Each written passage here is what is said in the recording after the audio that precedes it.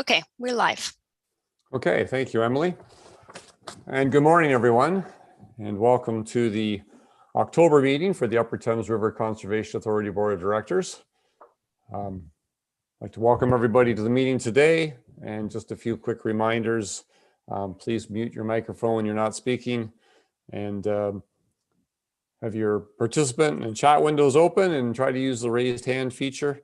And a reminder that everything is going to have predetermined movers and seconders, and I'll confirm those with them, and then we can do the vote by roll call.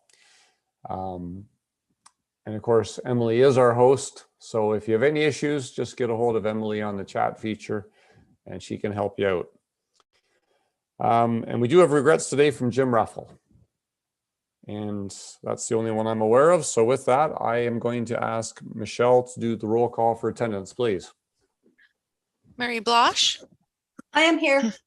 Anna Hopkins. Here. Tony Jackson. Yes. Sandy Levin. Here. Margaret Lupton. Here. Nancy Manning. Here. Hugh McDermott. Here. Paul Mitchell. Here. Anna Marie Murray. Here. Brian Petrie. Present. Joe Salter. Here. Mark Schadenberg. Here. Alex Westman. Here. And Alan Dale. Present. Okay, thank you. First item up for today's business is the first territorial greeting, First Nation territorial greeting. So we will begin by acknowledging that the land on which we gather is the traditional territory of the Attawandaron, the Anishinaabe, the Haudenosaunee, and the Luna-Piuk peoples, who have long-standing relationships to the land, water, and region of southwestern Ontario. The local First Nation communities of this area include Chippewas of the Thames First Nation, Oneida Nation of the Thames, Munsee Delaware Nation, and Delaware Nation at Moraviantown. In the region, there are 11 First Nation communities and a growing Indigenous urban population. We value the significant historical and contemporary contributions of local and regional First Nations and all of the original peoples of Turtle Island. Next item on our agenda is modifications to the agenda. Does anyone have anything they'd like to add or modify on the agenda? My only comment, Mr. Chair, with Jim Ruffle not being available, if you wanted to sub my name in for the mover and seconder positions, that'd be fine. Yep, okay, that's good. We'll try and do that, Tony. Thanks. If there's nothing else, any declarations of pecuniary interest? Anyone have anything to declare for today's meeting? I'm not seeing or hearing anything. We have no presentations or delegations. Takes us down to item number 5, and 5.1 is the approval of the minutes. And that's from our previous meeting on September the 27th. So the motion is there that we approve those minutes dated September 27th, 2022, including any closed session minutes as posted on the UTRCA website. If I could get Anna Marie to move that, please, and Brian to second it. So moved. So seconded. Good, thank you. Any comments, questions, any errors or omissions with the minutes? I'm not seeing or hearing anything, so if everyone's okay with that, I will call for the vote. So Michelle, if you could do the roll, please. Mary Blosh. Yes. Anna Hopkins. Yes. Tony Jackson. Yes. Sandy Levin. Yes. Margaret Lupton. Yes. Nancy Manning. Yes. Hugh McDermott. Yes. Paul Mitchell. Yes. Anna Marie Murray. Yes. Brian Petrie. Yes. Joe Salter. Yes. Mark Schadenberg. Yes. Alex Westman. Yes. And Alan Dale. Yes. Okay, that motion's carried. Thank you. I do not believe there's any business arising from the minutes. And we have no correspondence for today's meeting. So that moves us right down to item number 6, which is reports for consideration. Just the one report there today at 6.1, and this is our fees policy update. So the report is there, and the motion is that we approve the recommendation as presented in the report. And if I could get Tony to move that, please, and Joe to second it. So moved. I'll second it. Okay, thank you. So yeah, you'll note that this is just a policy update. There's actually no changes to the actual fees, but with the changes in the Conservation Act regulations, there was just a need to update and reflect those changes, but our policies were in pretty good shape, so not too much to worry about right now. I'll turn it over to Tracy for some comments as well. Tracy? Thank you, Alan. Through the chair, I just wanted to add that many conservation authorities throughout the province did not actually have fees policies in place. The Upper Thames, however, did. And it was asked from Conservation Ontario several months ago for any CAs who did have fees policies to provide them to Conservation Ontario to ensure that all CAs were having consistent policies in place in addition to their fee schedules. So I would like to just mention that it was the Upper Thames. One of the policies that were provided was from our office, and Conservation Authority Ontario was very appreciative that we could provide that to assist other CAs as well. So with that, as Alan already mentioned, this is certainly just to reflect that we need to be in compliance with having a policy in place by January 1st, and it's outlined and required through the updates to the Conservation Authorities Act.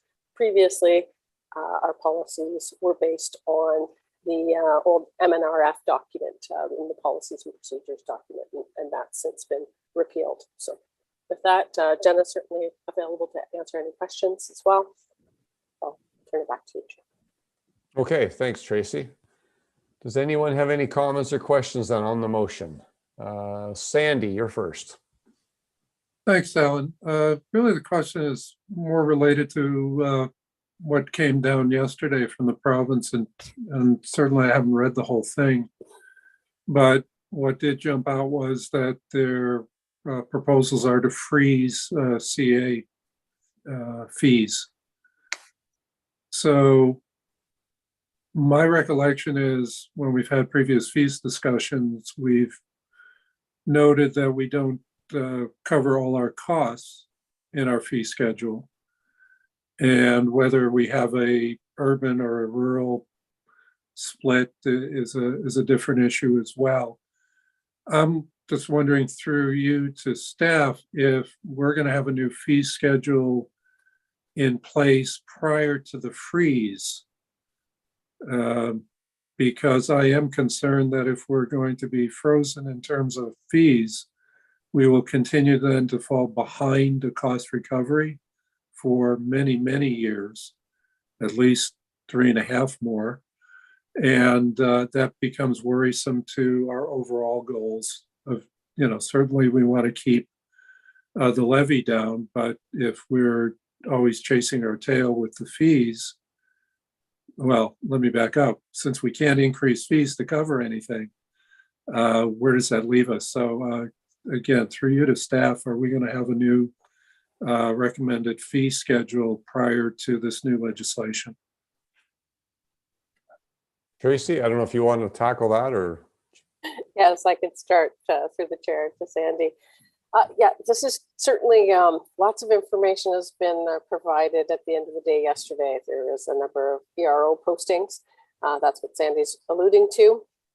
But with that, part of the changes are additional updates to the Conservation Authorities Act and proposed regulatory changes under Section 28 of the Conservation Authorities Act.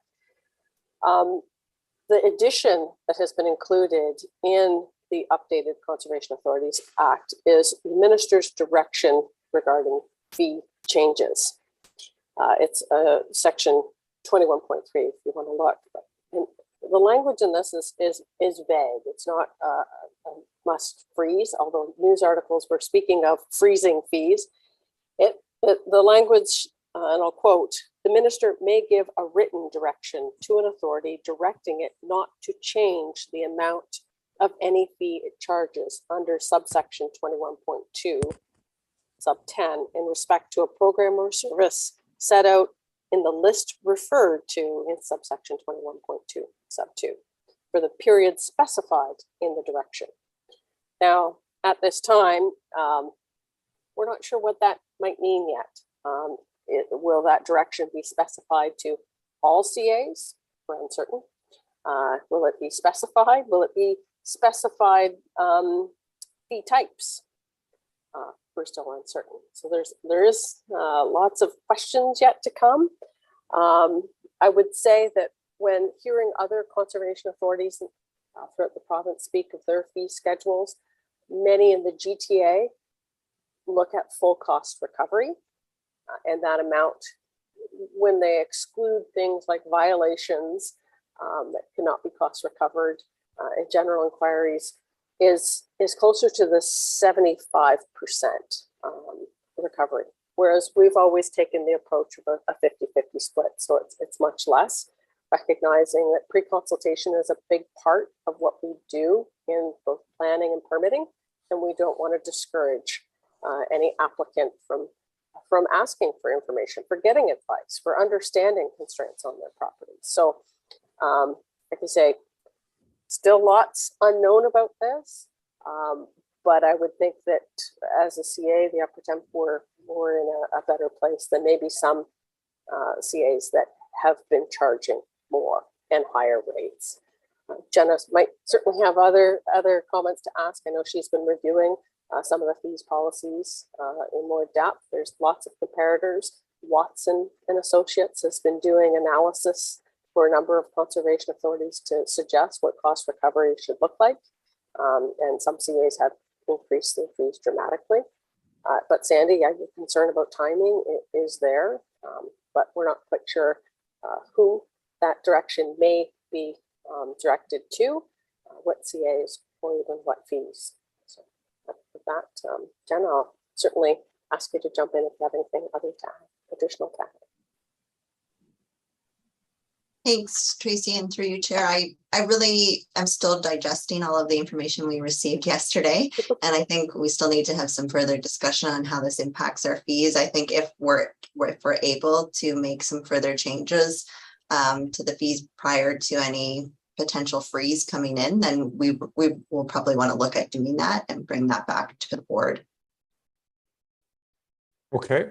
Good. Okay, Thanks. thank Any you, Alan. follow- Can I just suggest then that we have an agenda item for our next meeting that discusses staff give us some updates and its understanding of the new legislation that's been introduced. I agree it's not fair to ask them to do it today, but if they can do it for next month, that would be much appreciated. Yes, we'll see if there's some more announcements in the next few days, but certainly there was a lot handed down yesterday, so we'll let staff an opportunity to go through that and find out what's going on. Other questions? Brian, did you have your hand up? I thought I saw it at one time. Okay. I did, and I put it down because I wanted to check something before I did. My concern is that these consultations are ending November 24th, which is probably before our next meeting.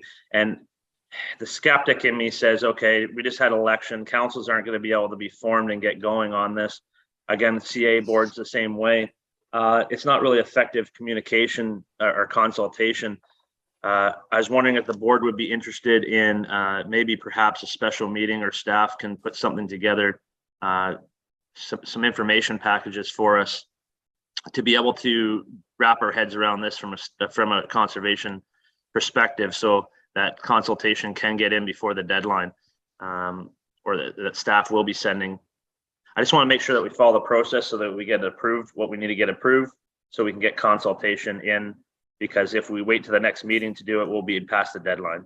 And so I'm hoping that this wasn't on purpose, but it has that air to it that maybe it was, because the gist of what's going on with everything. It's hard to get comments in with new councils and new, of course, with conservation authorities and everything changing. So perhaps we could have a little bit of an early meeting or a special one just to deal with this subject.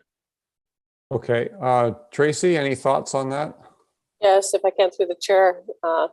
When I looked at our schedule, our next Board of Directors meeting is on the 22nd of November and comments are due on the 24th. So certainly there'd be a package provided in advance of when the agenda is posted for a discussion at our next meeting. Okay, perfect. That's awesome. I'm always thinking it's later in the month. Yeah. No, that I guess a shouldn't- short turnaround time for one consultation piece. Yeah, and staff can have some time to put something together. And if we need to make a motion or make a submission at our next board meeting, that's good. Okay, any other comments or questions then? Not seeing or hearing anything, so we have the motion on the floor. If there's no other comments or questions, I will call for the vote. And Michelle, if you could do the roll, please. Marie Blosh, Yes. Anna Hopkins, Yes. Tony Jackson, Yes. Sandy Levin, Yes. Margaret Lupton, Margaret, are you there? I'm coming. Yes. Nancy Manning, Yes. Hugh McDermott, Yes. Paul Mitchell, Yes. Anna Marie Murray, Yes. Brian Petrie, Yes. Joe Salter, Yes. Mark Schadenberg, Yes. Alex Westman, Yes. and Alan Dale. Yes. Okay, so that's carried. Thank you. Item number 7, reports for information. First one there is 7.1, and this is our administration enforcement, the section 28 status report. If I could get Mark to move that, please, and Alex to second it, that we receive the report for information. I'll make the motion. Yes. So seconded. Good, thank you. And we've got Jenna here as well to answer any questions. Any comments or questions from any board members?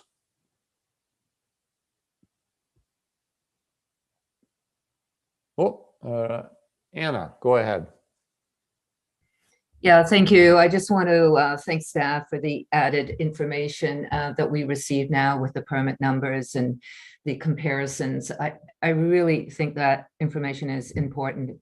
It's great to see that we're able to get the permits issued throughout the month on time, but I do appreciate that extra bit of information. And just looking at those numbers, there's probably about 51 still outstanding, even though we've probably exceeded last year's permits. Any thing that we should be aware of when it comes to concerns, or in other words, are these long-standing permits that still need to be completed? Just any concerns there? Through the chair. Yes, through you, Chair.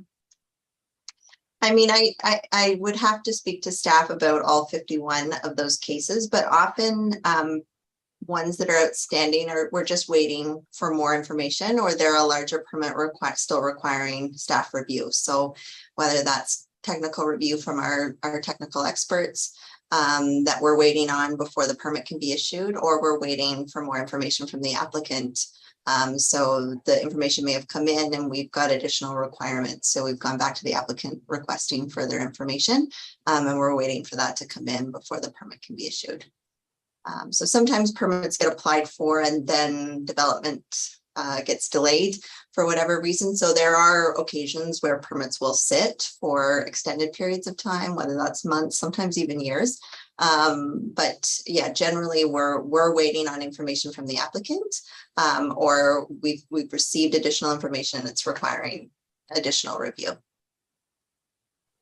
Okay, any follow-up at all, Anna? No, just really appreciate the extra information when it comes to these permits. Thank you. Okay, thanks. Paul, you're next. Yes, through you, Mr. Chair. The numbers Anna referred to, the total permits. And to me, it looks on a per month basis up to the end of August, we more than a 50% increase in the number of permits issued. I just wondered what factors come into, that's a significant increase. What factors came into being able to do that? Any particular reason at all, Jenna? Sure, through you, Chair. I think we've certainly seen development pressures increase. So there's definitely been an increase in the number of applications we've been receiving. And I think some of the reason for the number of permits we've been able to get out is the additional capacity we've added over this past year. So we do have more regulation staff working and issuing permits. So we're able to get things out the door a little bit faster. So that combined with the additional development pressures and the increase in applications we've been seeing, I would say contributes to that increase, that higher number we're seeing this year. And I guess if I could just go back to the previous question, because I did have a request from the development community to provide more information about those permits, those 51 permits that we're still waiting to issue, and whether we can provide more information about those within the report. So I am looking at ways that we could incorporate some more information into our monthly reports about our permitting process and those outstanding permits in addition to the ones that we've issued. Okay, good. Any follow-up, Paul? No, I just thank you for the answer, Jenna. And that's kind of what I thought, increased demand, increased capacity. And I think what we're hearing at the provincial level with the strong mayors legislation, and also at the federal level, when we hear it talk about getting rid of the gatekeepers, I think it makes a strong case for us if we're at 50% more permits being issued in a time period. It makes a good, strong case that we're not the problem on getting housing and other development built. Okay, thanks. Mark, you're next. From the chair, I guess, through to Jenna as well.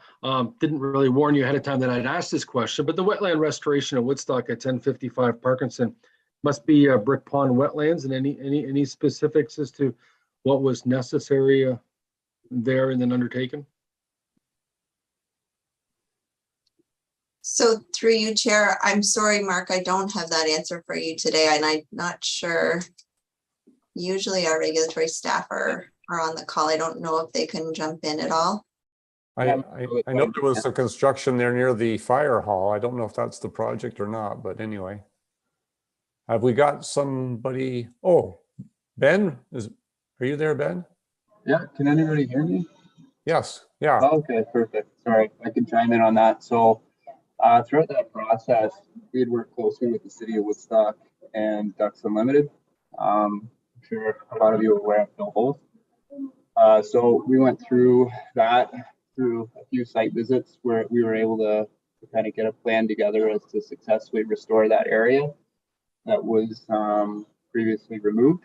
So from my knowledge, Phil had emailed me about maybe a month ago saying they were undergoing works as part of an opportunity they had to get on the property. They were doing phase 2 of Brick Pond wetlands, so they had the equipment there, and basically, to be able to get that work done. So from what I know, it's ongoing, and we've provided a permit for it and awaiting completion. Okay. Any follow-up, Mark? No, I guess I was just curious, Alan, because I know the city of Woodstock's had some encroachment issues with people building docks and stuff on Brick Pond wetlands, which really doesn't make sense whatsoever, but certainly encroachment onto the Upper Thames property as well. So I was wondering if it had anything to do with that as well. But thanks, no, that's a good answer. Yep, another issue that we're currently working with the city. I know I've had talked with Rita Horan and Chris Kern about those encroachment issues, and we've reached out. We're available to help in the best capacity we can to educate those residents along there. Okay, yeah, that's good. Thanks, Ben. Yeah, there's definitely some commercial businesses on the east side and some residential on the west side. So yeah, lots of potential there for encroachments into the wetland, unfortunately. Okay, that's good to know, though. Thank you. Any other comments or questions? I'm not seeing anything, so if there's no further comments or questions, I will call for the vote. And Michelle, if you could do the roll, please. Marie Blosh, Yes. Anna Hopkins, Yes. Tony Jackson, Yes. Sandy Levin, Yes. Margaret Lupton, Yes. Nancy Manning, Yes. Hugh McDermott, Yes. Paul Mitchell, Yes. Anna Marie Murray, Yes. Brian Petrie, Yes. Joe Salter, Yes. Mark Schadenberg, Yes. Alex Westman, Yes. and Alan Dale. Yes. Okay, that's carried. Thank you.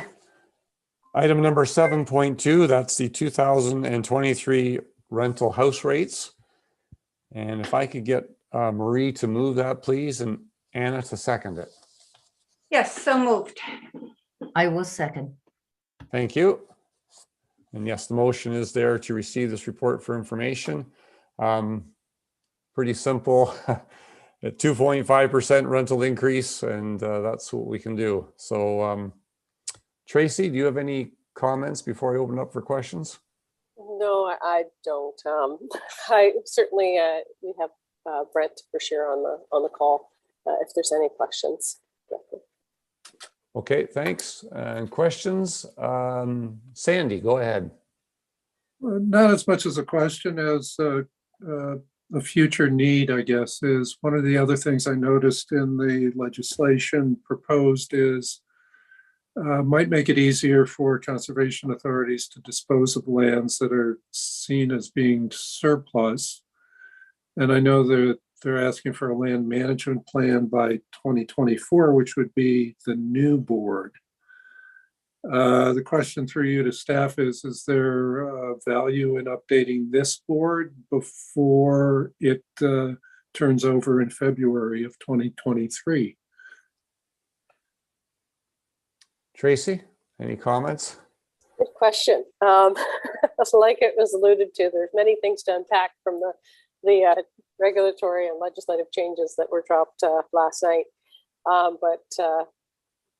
Yeah, timing is going to be one of those things that we're most concerned about.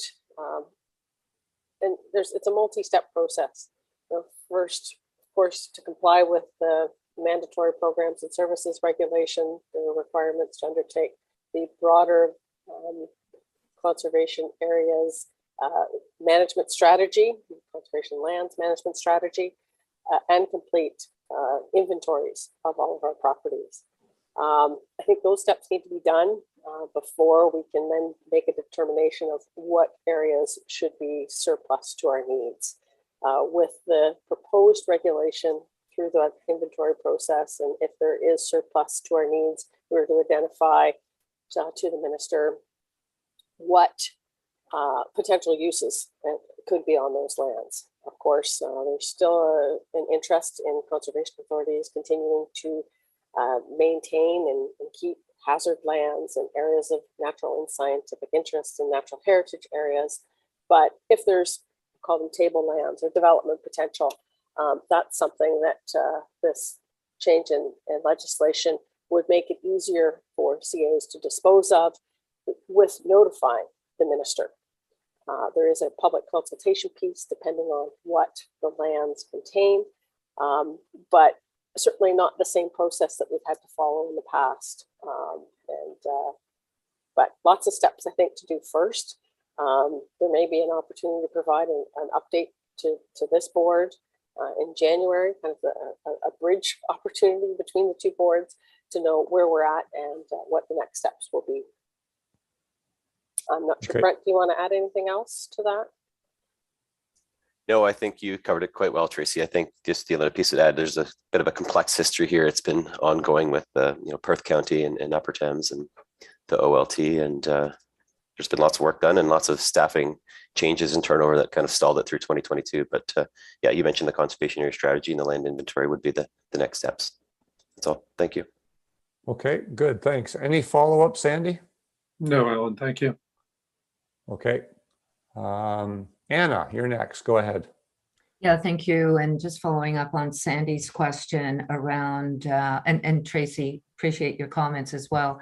But you mentioned lots of changes, lots of, or lots of steps that need to be taken, lots of changes through the legislation. Can you remind me when the new board takes place?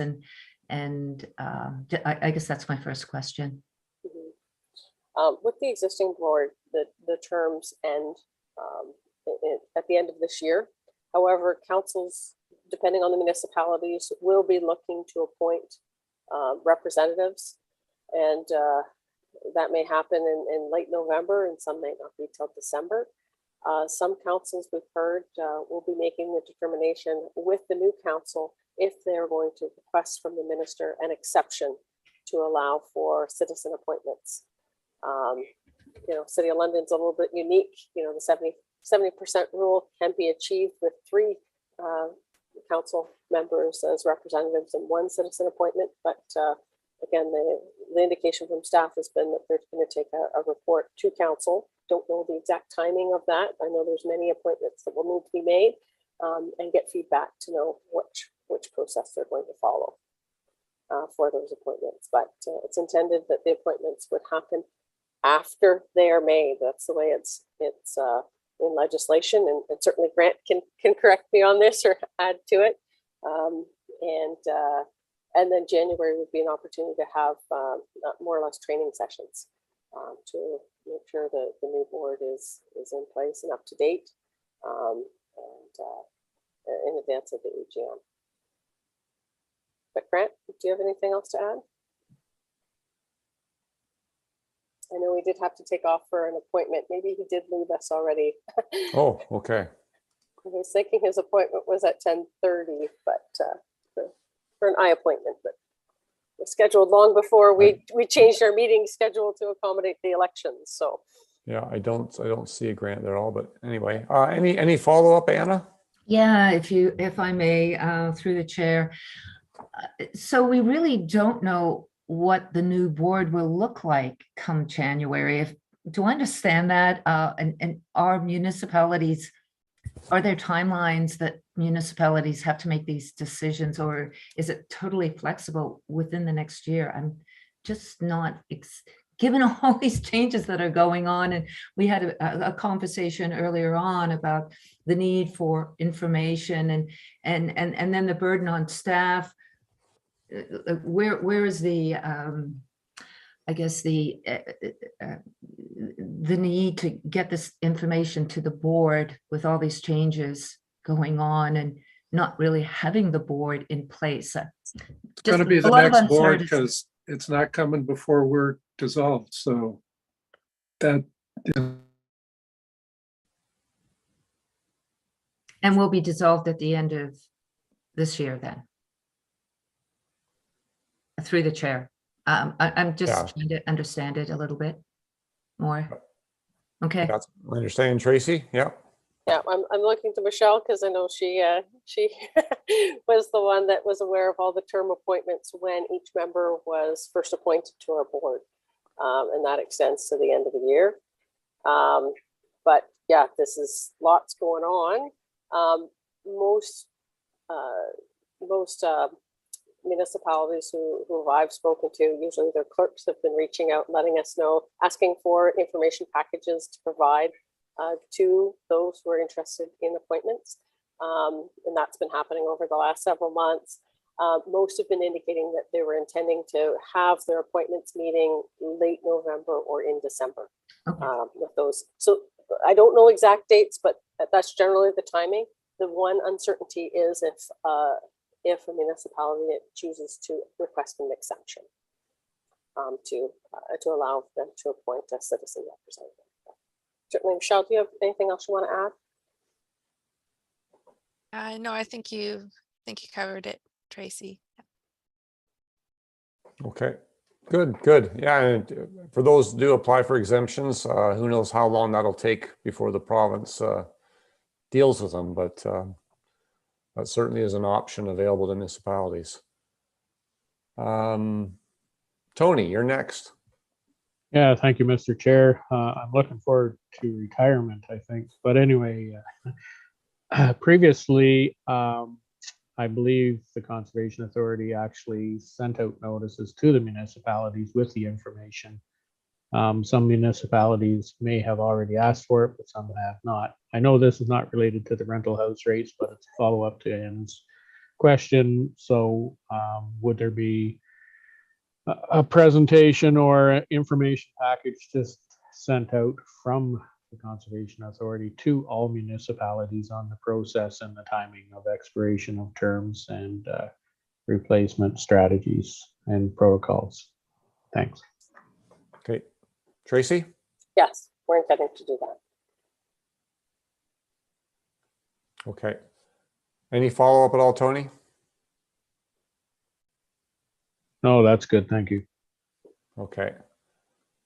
Yeah, certainly there's a number of issues that we'll be dealing with in the coming months. And by the time we get clarification from the province, it's going to be the new board dealing with it. But house rental rates, this is set for 2023. So this is one that the old board, the current board can deal with. So if there's no further comments or questions then on the motion for the rental rates, I will call for the vote. And Michelle, if you could do the roll, please. Murray Blosh, Yes. Anna Hopkins, Yes. Tony Jackson, Yes. Sandy Levin, Yes. Margaret Lupton, Yes. Nancy Manning, Yes. Hugh McDermott, Yes. Paul Mitchell, Yes. Anna Marie Murray, Yes. Brian Petrie, Yes. Joe Salter, Yes. Mark Schadenberg, Yes. Alex Westman, Yes. Alan Dale, Yes. Okay, so that's carried. Thank you. Next item we have is 7.3, and that's the October for your information report. And so we've got that report there with outlining lots of activities that have been taking place. So motion to receive this for information. If I could get Margaret to move that, please, and Nancy to second it. Yes, I will make the motion. So seconded. Okay, thank you. Any comments or questions at all on the FYI report? Lots of activity going on, especially now that we're still catching up from the pandemic. There's a lot of events and a lot of work to be done. So I'm not seeing any comments or questions. So if there's nothing from any of the members, I will call for the vote then. So Michelle, if you could do the roll, please. Murray Blosh, Yes. Anna Hopkins, Yes. Tony Jackson, Yes. Sandy Levin, Yes. Margaret Lupton, Yes. Nancy Manning, Yes. Hugh McDermott, Yes. Paul Mitchell, Yes. Anna Marie Murray, Yes. Brian Petrie, Yeah. Joe Salter, Yes. Mark Schadenberg, Yes. Alex Westman, Yes. and Alan Dale. Yes. Okay, so that motion is carried as well. Brings us down to item number 8. Notices of motion. Does anyone have any motion to bring to the floor for a future meeting? I'm not seeing or hearing anything there. So item number 9 is chair's comments. Just a few items I wanted to mention today. First of all, celebrating natural connections. We've seen the report on that. That came back, I believe, in August. And the first one of these events was in September. And we've had another group of them in October. These are big events. There's a lot of work and planning that goes into this. It involves a lot of staff and a lot of coordination with partner agencies. And I really have to compliment staff on all their hard work. This starts with Tracy and Teresa all the way throughout the organization. A lot of staff are volunteering, working on weekends, helping out. A lot of new staff that want to get involved. It's been great to see. October the 15th was Hodges Pond. And for those of you who haven't seen that property, it's actually owned by the County of Oxford, but it's a hidden gem. And it's one that really hasn't been accessible to the public for decades. And staff have been involved with that site and extending the trails. And there's now a second bridge plan. So it'll be a loop all throughout the property. And those people that have gotten out there to see it have really been impressed. So that was great. Mark Schadenberg was there that day. And Mark was out there handing out pamphlets that morning at the market, and then out there being pictured out there with the trees and doing things. So that's good for Mark. October 16th was Dorchester. That was a previous one that had been rained out and was rescheduled. Brian was there giving greetings on behalf of the Conservation Authority. So thank you to Mark and Brian for being at those events. The 15th was actually a cold, wet day. But it was good when you're out walking and around on the trail. When you got back out in the open, it was cold and windy. The 16th was a beautiful day in Dorchester. We've had lots of great autumn weather. And then the 22nd was up in Mitchell. Beautiful park there right along the river, and lots of people in that neighborhood came out to participate. We had a great turnout, and great to see the local MP was out, and there was a dedication of a bench. So that was a really good event. This Saturday, the 29th, is Stratford, and that will be at the TJ Dolan Natural Area. And hopefully we'll have good weather again and lots of participation. So, and then November the 5th is the sort of the last event for right now. That one's at Fanshawe. And then there's going to be hopefully another event in the spring and a couple of virtual tours, virtual hikes that are going to be recorded at some point during the winter and in the early spring months, I guess. And those will also be posted and available for folks. So these Celebrating Natural Connections have been quite a series of events. And of course, again, big thank you to staff and a thank you to the partner agencies. And a thank you to the Government of Canada for providing the funding for this. And just a reminder, these events gave us an opportunity to recognize some donors and sponsors, but also sort of the fallout from the pandemic. We learned two things. And one is that how much we rely upon our first responders. And so these events have been sort of done in recognition and in tribute to first responders and essential workers. And the second thing we learned from the pandemic is that people don't like being cooped up in their homes. And we know that when people couldn't travel and go places, a lot of them wanted to go out and visit the parks and the trails, something that was local, something that was accessible. And this is another opportunity for us to showcase this and allow people to do that. So great series of events. Also wanted to mention the Laternal Conference. Those of you who are familiar with it, this is the Conservation Ontario Conference. It's also held in conjunction with the University of Guelph. It's been held for a number of years up in Nottawasaga, and hasn't been held for a few years now with the pandemic. And Conservation Ontario was looking at revamping the event. And so this year it's just for a day and a half. And there was tours on the Monday afternoon. And then on the Tuesday was a series of presentations and workshops. So a smaller scale and a smaller number of participants, but a really good event. Nancy Manning took part in this. So it was good to see Nancy. And we had a number of staff, including some new staff who were able to go and be a part of the Laternal Conference. Great opportunity for people to get together again. I think especially for new staff, they're trying to network and connect with their peers across the province. And it's been difficult just doing it by Zoom for the last few years. So great opportunity for staff, and glad to see that we had a good contingent of staff members at the Laternal Conference. And the final item I'd like to mention is regarding the election on Monday. Always lots of interest and surprises when it comes to election day. And this year was no exception. But I'd like to congratulate, first of all, Hugh was acclaimed, and Paul, they were both acclaimed this time.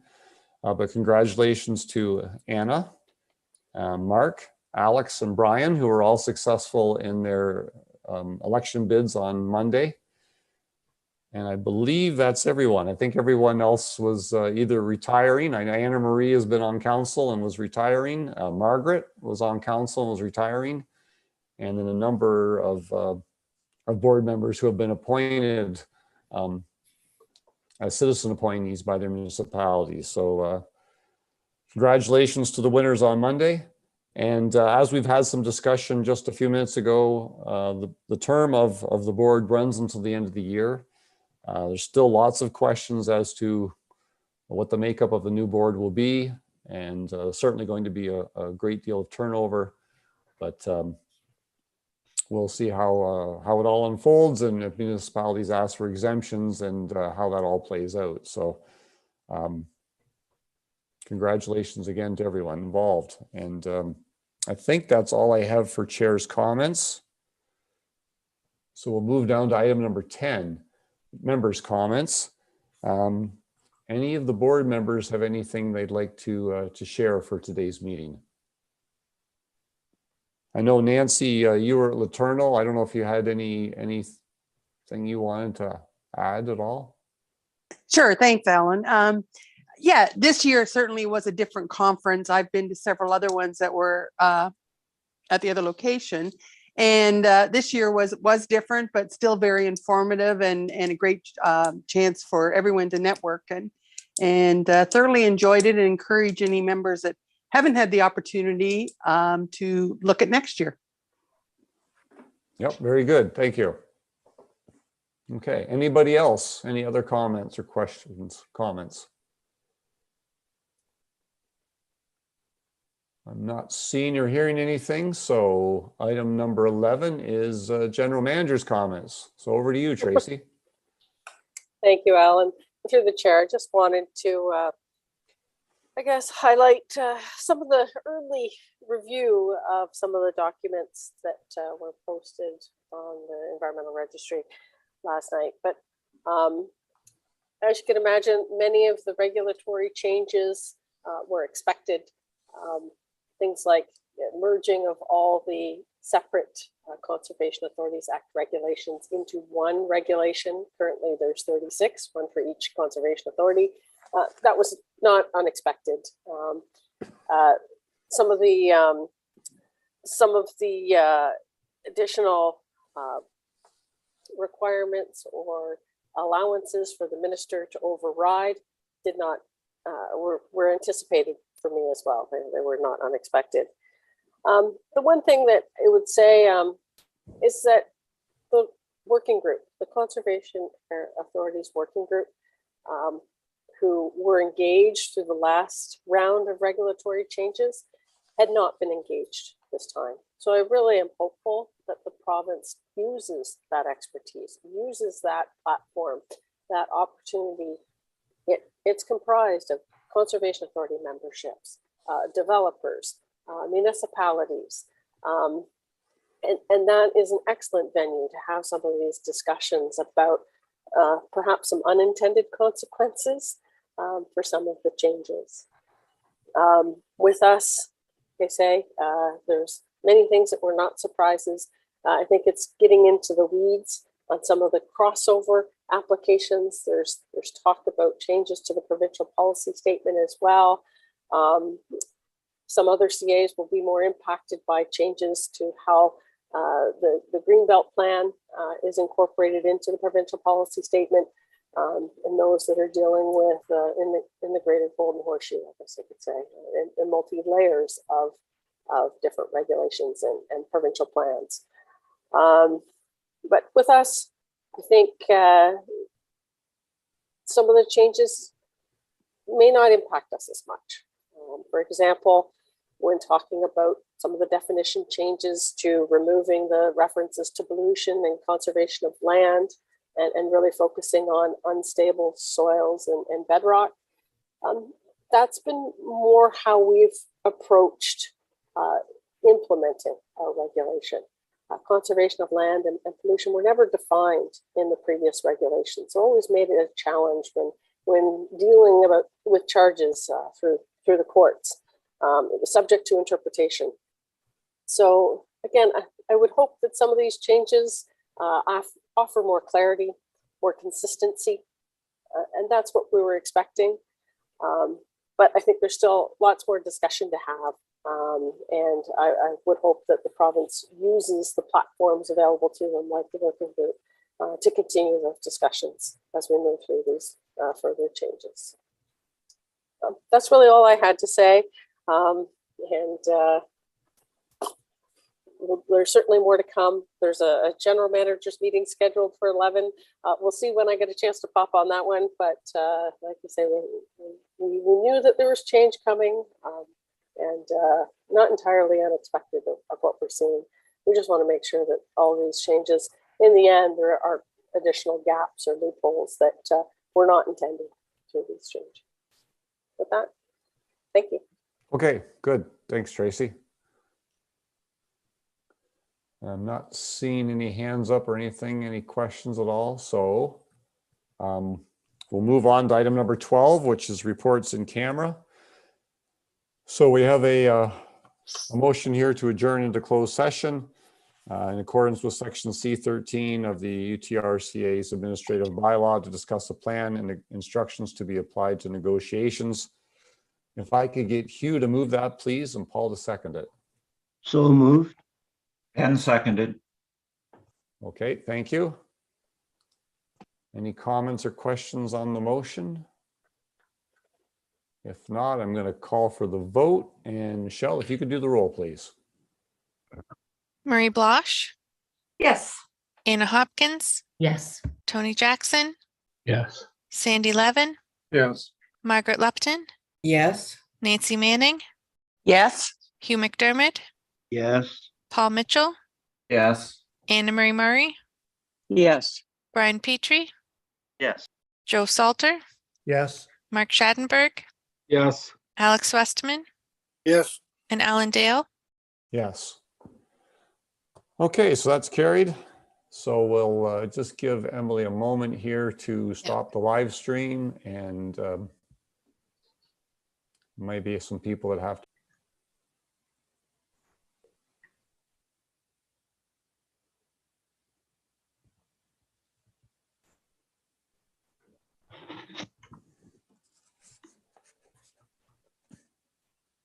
Okay, we're back.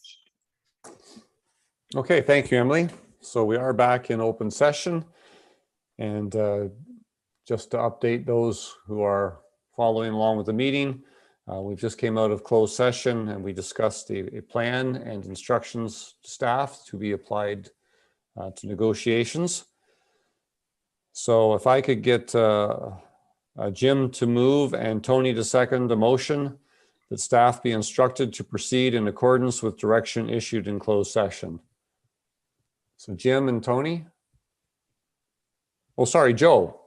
Sorry, my apologies, Joe. So moved. And seconded. Thank you. Okay. And I will call for the vote then. And Michelle, if you could do the roll, please. Marie Blosh, Yes. Anna Hopkins, Yes. Tony Jackson, Yes. Sandy Levin. Oh, sorry, Sandy, sorry for the official record. Sandy left the meeting. Margaret Lupton, Yes. Nancy Manning, Yes. Hugh McDermott, Yes. Paul Mitchell, Yes. Anna Marie Murray, Yes. Brian Petrie, Yes. Joe Salter, Yes. Mark Schadenberg, Yes. Alex Westman, Yes. and Alan Dale. Yes. Okay, so that motion's carried. Thank you. And thank you to Brent and Teresa and all the staff that have been involved with this file. Lots going on there. So lots more for them to do as well, and we'll look forward to next steps. So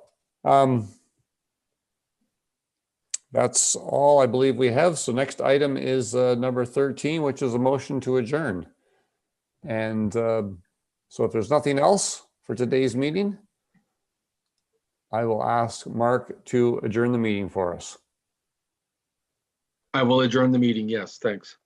Okay, thank you very much. Thanks, everyone.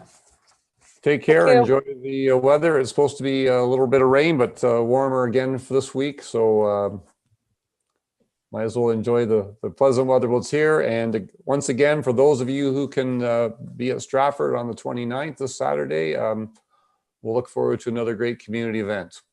So thank you. Have a good day. Emily, I encourage you to get up